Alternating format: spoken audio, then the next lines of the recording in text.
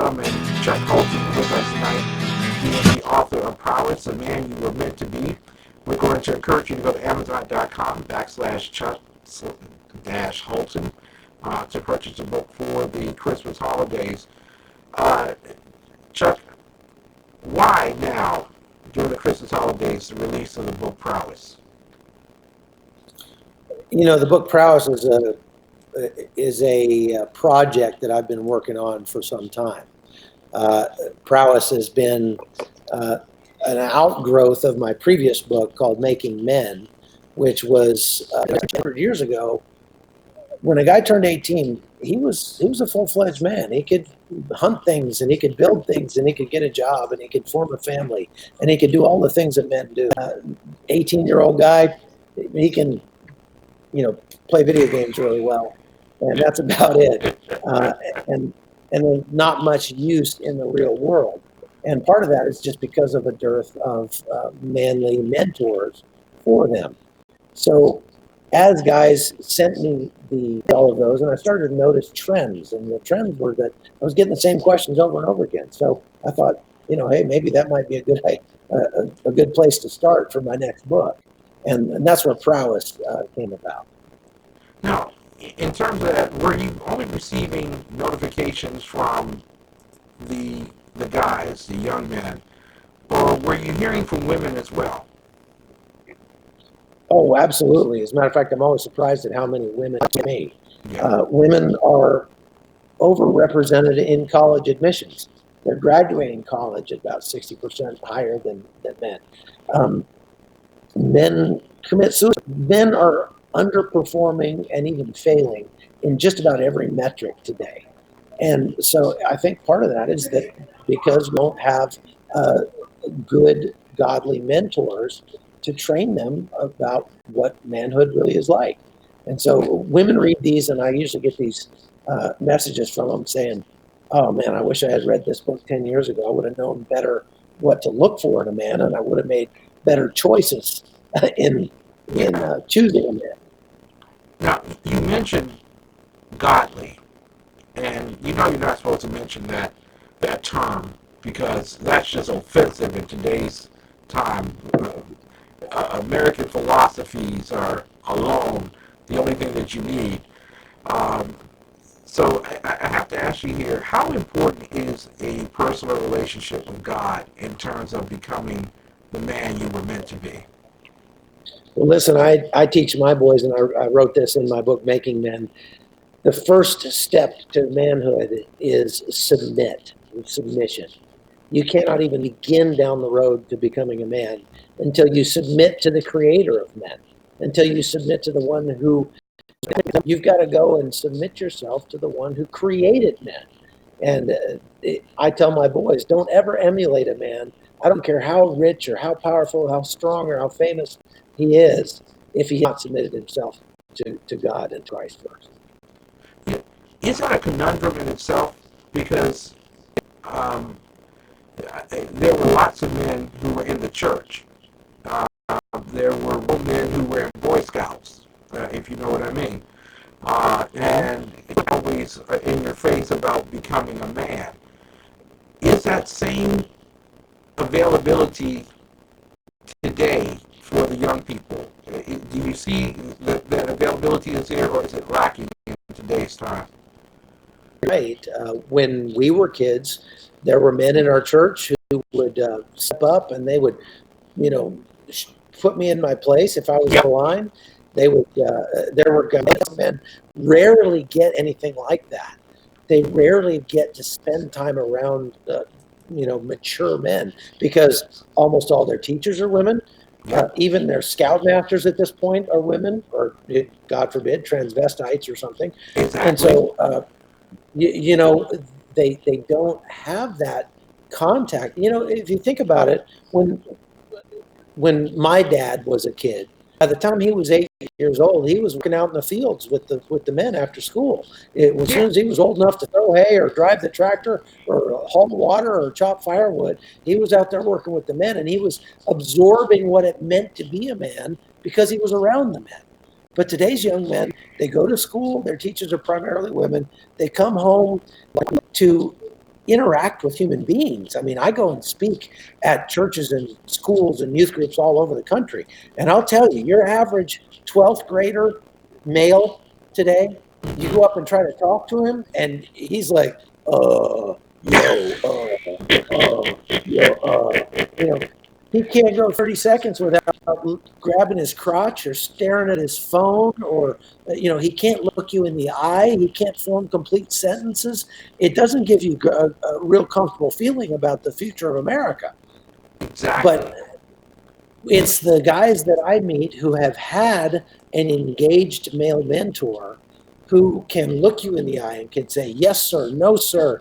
And, they have an answer for their faith, and they have plans, and they've fanned into flame the gift of God that's in them, instead of drowning it in passive activity. And so that is what we want in young men. And that's what prowess is all about. It's about, my attempt to put the wisdom of the old lions, the guys who've been around the block a few times, down on paper and put it in the audio format so they can listen to it or whatever, and get it into their hands. And look, most of those guys are never going to read it because they don't read. I mean, the average teenage boy reads exactly 0 books every year that he's not forced to read at school. But for that guy who wants to get ahead, who wants to make something of himself, and who is willing to do the work, man, the knowledge is there now in that book, Prowess. He can pick that up, and he can glean from my interactions with other guys like him, that manly wisdom that is so lacking in our society today. Well, Chuck Holton, the author of Prowess, the man you were meant to be, there are some that will sit back here and saying that your statements, you're even writing this book, is an assault against the American woman, where in the 1960s, 80% of American women were married, living in a two-parent household, and they were of opposite sex. At today's time period, 80% of women are single, and they can do bad by themselves. Why are you being so assaulting and insulting to these particular women? Don't you know they're doing everything that they could do to raise boys? Well, you can go ahead and call them for their tact and diplomacy. So you can take the boy out of the army, but you can't take the army out of the boy, and that's just the way it is. But if you can put up with my rough edges, I think there's some wisdom there. I do hear that from women a lot, especially if I make the mistake of getting too close to a college campus. I start to hear about the evils of the patriarchy and all that garbage. But let me just tell you this. The patriarchy, in its truest form, is simply men doing everything they can to provide for their women a canvas upon which to paint the beautiful story of their lives. Wow. Now, you tell me why that's a bad thing. You try to convince me that we need fewer men who are engaged, who sacrifice for the people that they love, who assess the world around them and make it better, who die to their own desires to provide for the needs of others. You tell me we need less of that, and you're going to have a hard time convincing me, let me tell you. Now, for the 35-year-old mother who's watching tonight in Southeast Washington, D.C., and they have a 7-year-old boy in their midst, and he's beginning to smell himself, of course, at this age. What exactly should the first step be for this mom to deal with her 7-year-old boy? Well, a single mother's contact me a lot, and that's really one of the reasons I wrote Prowess, is that because they don't have that manly influence to give to their sons, and so many of those women, I mean, God gave women an extra measure of strength because he knew that there would be a lot of men who would fall down on the job and abdicate their responsibility and bail out and leave a woman to do their job. And so it's not that women can't do the job, it's just that men and women both have roles to play, and a woman only makes a second-rate man, and that's better than a man can do doing a woman's job. So these women will contact me and say, look, I'm a single mom and I desperately need a mentor for my son. Can you please be that mentor for my son? Well, I would love to, but I can't be a mentor to thousands and thousands of boys unless I put it down in writing and I can hand them a manual and I can say, Mom, read this book, and this will give you some directions on how to frame the conversation with your son. And then you can read it to him. You can hold him accountable by saying, look, son, here's the measuring stick. When you start to ask yourself what you have to do to prove yourself as a man, you don't go out and paint your hair blue. You don't go out and drive a motorcycle 900 miles an hour down the freeway. You don't need a 7-foot tall pickup truck with flames on the side and big plastic testicles hanging from the back of the thing. I mean, that's not how you prove your manhood. If you want to prove your manhood, you submit to your creator. You know what honor means, which is just, giving things their proper value. You assess the world around you and make it better. You die to your own desires and provide for the needs of others. Engage in every area of life. You want to measure yourself as a man, that's the measuring stick right there. And she can then hold him accountable and point out where he's being passive and show him how to be powerful instead. Passivity is the art form of today. It really is. And passive-aggressive behavior like a national sport. Is the award one receives. And them to speak to adults? Yes. I think that boys will live up to your expectations of them. And if you allow them to be disrespectful, then they're going to be disrespectful. But if you won't put up with it, then they're not going to be disrespectful. And if there's one thing I've learned in raising 5 children myself, it's children desperately want guardrails in their life and in their relationship with their parents.